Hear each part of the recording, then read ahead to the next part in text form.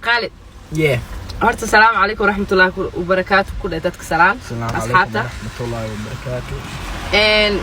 meesha aan akhriyo maxaa lagugu soo qoray Khalid, can you speak Somali? Next video without one single word of English. and I promise I'm gonna give you $100. You see? $100. So English dhan abo daaqada waa qabanaysa abo hort meeqa sana jirta hooyo I'm 15. people think you 18, you know that they telling me that I'm old lady I Malayan. have a beard. You see that, guys? I have a beard. Anyway, so abo wuxuu ku weydiin ma jeedo abti hay 1 2 3 go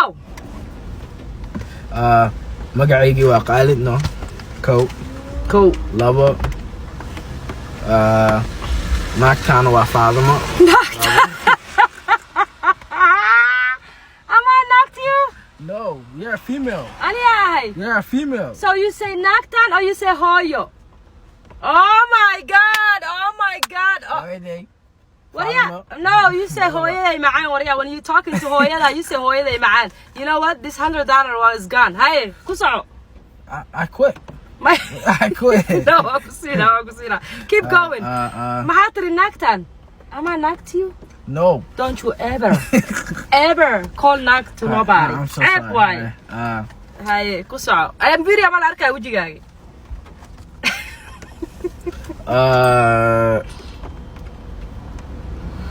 Xagee ku dhalatay? Nebraska. Not Nebraska, North Dakota. Haye. Iskuulka xagee maraysaa?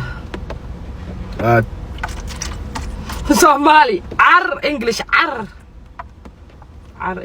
10th grade. What am I supposed to say? 10 maxaa waay? 10 waa shan.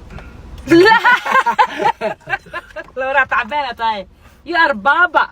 I'm really kidding it. You know what? I was This just kidding. $100? I was kidding. This $100? It was a joke. No, two things. This $100 first you call me. No, this is $100. No, first you call me. You call me Naya. I didn't say Go. Naya. Oh, I did not say Naya. Second, you say 10. Wahawa Shan. It's Tobon. It's too late. I was just joking. Why do you think I was laughing? You lost, Abu. I'm Baba. Baba batay 0 atay na dana. Kichake.